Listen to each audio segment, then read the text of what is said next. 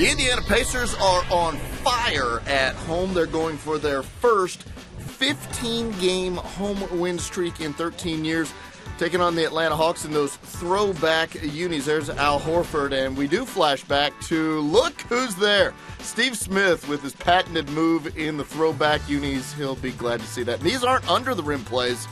These are above the rim plays.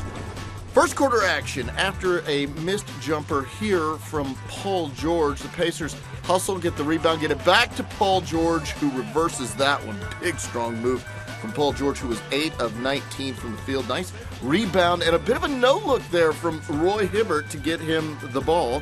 Indiana up 11-7 early. Then it's Josh Smith, a little up and under move there. 9 points, 10 rebounds on the game for Smith, but Indiana still up by 1. Lance Stevenson passing outside to guess who? Paul George, again burying a 3. Indiana goes up by those 3, 50-47. Later, Jeff Teague driving to the basket. He played a whale of a game. Hoop and harm there.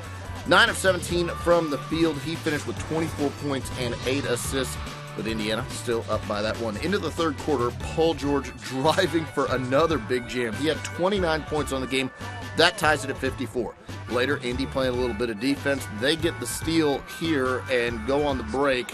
And Paul George tossing it back. Really nice. Paul George to George Hill for the layup. And the Pacers just looking terrific.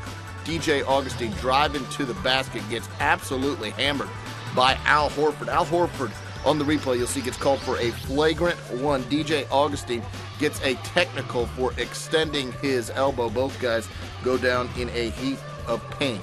Into the fourth quarter now, and guess who? Paul George one more time. 5 of 9 from distance, 84-72.